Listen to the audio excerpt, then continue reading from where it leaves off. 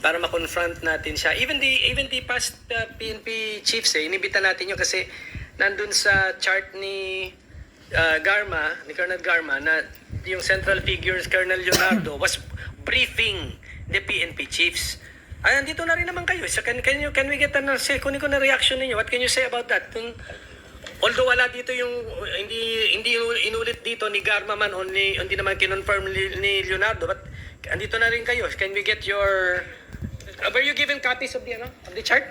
Hindi. Bigyan natin sila. We saw it on TV, Opo. Mr. Chair. Ito lang po yun. Gusto ko lang kasi parang ang part ng trabaho ni Edelberto Leonardo, briefed incoming chief PNP, etc. So, yun, being those PNP chief, can you Colonel, comment or react magbe-briefing to ng this general.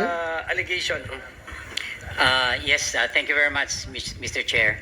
I became the officer in charge of the PNP starting October 14 up to January 19. On January 20, I was appointed as full-time chief PNP. Of course, I would not deny that I know Colonel Garma, Colonel Leonardo, being assigned in Davao and being a resident of Davao. And I had my high school and law school in Davao. But we cannot imagine them putting the chief PNP into the graph. I mean, a 4-star or even a 3-star general taking orders from a lieutenant colonel. Hindi man order, sir, but a briefing on the drug situation. Not even, Okay, because we rely extensively on the knowledge that the PNP has. We have a specific directorate taking care of that, which is the Directorate for Intelligence. So why depend on Leonardo? He doesn't have any control over all the units of the PNP nationwide. Correct. So no, Mr. Chair, we deny that we are included, and that that graph or whatever drawing that he presented is not true. Yes. You were never briefed by Leonardo on the drug situation when you were incoming or when you were incumbent PNP chief. He cannot afford to brief me, Mr. Okay. Chair. Because I'm more what- knowledgeable than him. Ano? Okay. So, how about the others po? Ganun ba? Your Honor, Sinas. just like General Gamboa, I have no briefing before I became the Chief PNP.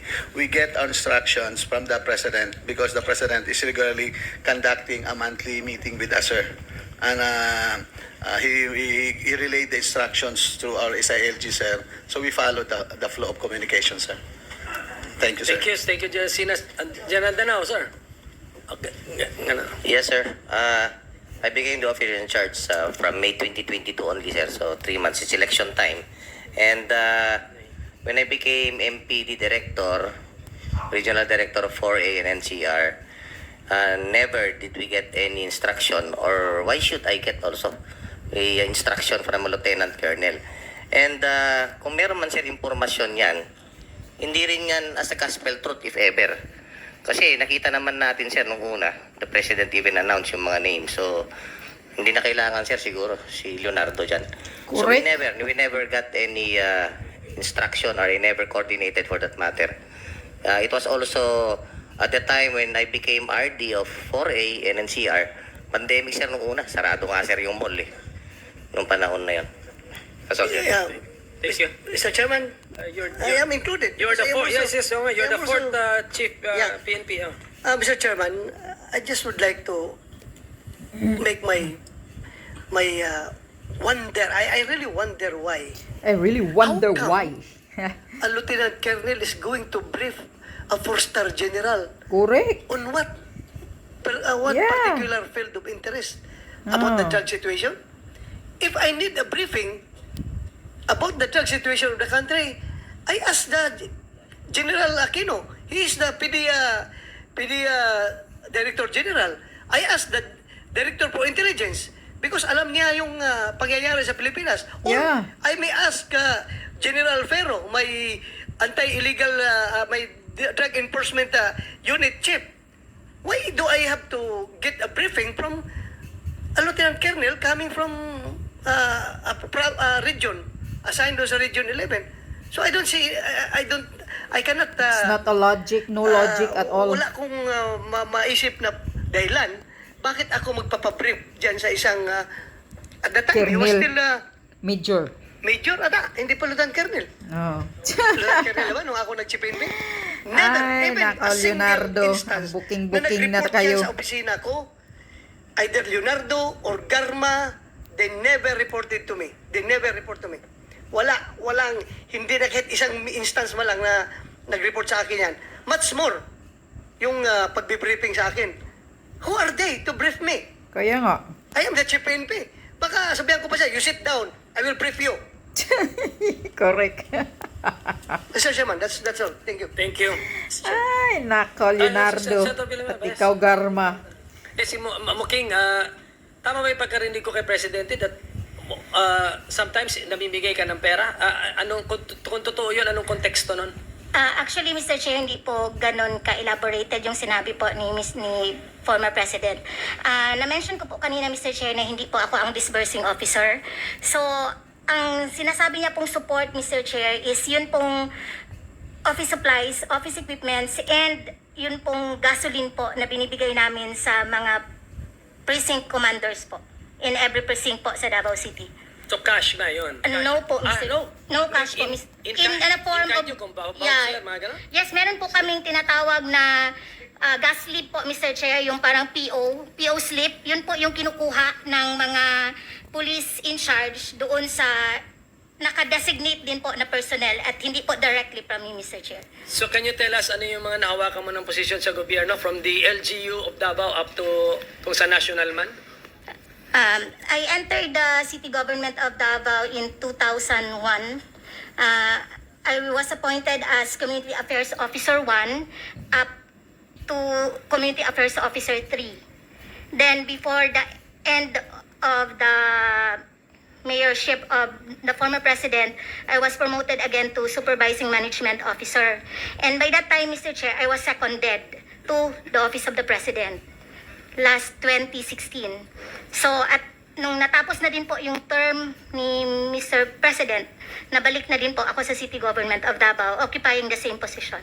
So all the while, LGU employee ka pala? Yes, Mr. Chair.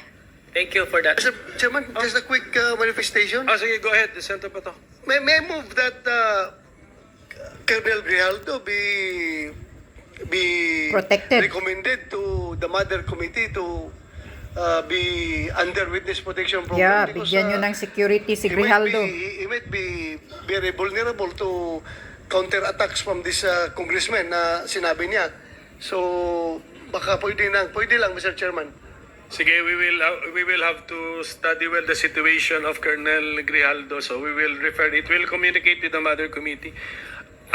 Active service pa po kayo, right, sir? Yes, sir. How many more years? I still have 4 years, sir. Okay, sige. Pag-isipan natin. Okay, yan lang. Colonel Leonardo at ikaw, Colonel Garma. Who are you? Sabi pa ni Bato, sino kayo? Sino ba kayo, mga Colonel, na magbe-briefing sa mga 4-star general? Ako, Garma, dahan-dahan ka sa mga ano mo, ha? Tama na yung mga kasinungalingan ninyo dyan sa Tuwadcom. Baka ikaw pa ang magkaroon ng problema dyan. Dandahanan mo na yung pagpaano mo dyan sa Quadcom. Huwag ka nang mandamay-damay pa ng kahit sino-sino. Kasi ngayon, simula ng napasabog na ni Colonel Grijaldo ang katotohanan na ginawa ni Fernandez at ni Abante na binigyan ng script, pinilit daw siya na sasabihin na yung sinasabi mo, Garma, na may reward system. Ipapa-confirm lang daw kay Grijaldo, tapos buti na lang tong si Grijaldo, Colonel Grijaldo, may prinsipyo. Hindi pwedeng mauto-uto ng mga script sa Tuwadcom. Ayan. Di booking kayo. Booking ang script. So simula niya na nabooking na ang script ng Tuwadcom, wala nang maniniwala sa iyo, Garma, at ikaw, Colonel Leonardo. Ngayon tuloy, parang nagdududa na kami. na ikaw din, scripted na yung mga salita mo. Ano ba ang dealing, Garma? Colonel Garma, ano ba ang pinag-usapan? Yan lang. At magkano ba? At ano ba ang pinag-usapan ninyo? Dahil hindi na kapanipaniwala yung mga sinasabi mo, Garma. Wala nang maniniwala sa inyo. At ikaw, Colonel Leonardo, booking na kayo. Sino ka na magbe-briefing kayo sa mga general? Kakapal ng mga mukha din yun, yung sobrang kasinungalingan hanggang na booking.